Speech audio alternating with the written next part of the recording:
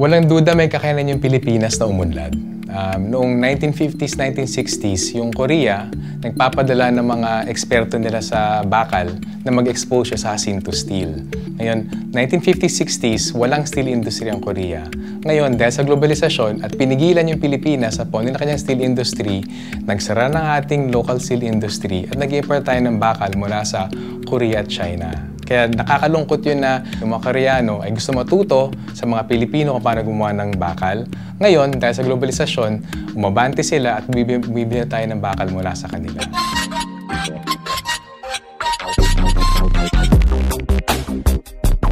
Sa mahigit 2.5 dekada, binigyan ng konkretong suporta in terms of cheap capital, technology support, at saradong merkado, protection, at sinuportan sila ng Korean government na taliwas ginawa sa Pilipinas. Sa Pilipinas, sa halip na bigyan ng suporta at protektahan ng Filipino steel industry, nag-globalize tayo, binuksan ang sektor ng bakal, dumagsa ang murang bakal mula sa ibang bansa, nagsara yung Jacinto Steel at iba pang mga steel producers natin.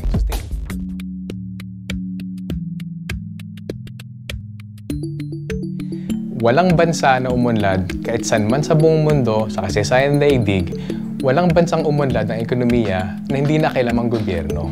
Ngayon, nitong nakarang 2 dekada, kung di sana tayo nagpatali sa ganong konsepto ng globalisasyon na kailangan umalis sa eksena yung gobyerno, binigyan ng buong suporta ng gobyerno ang ating agrikultura at ang ating industriya.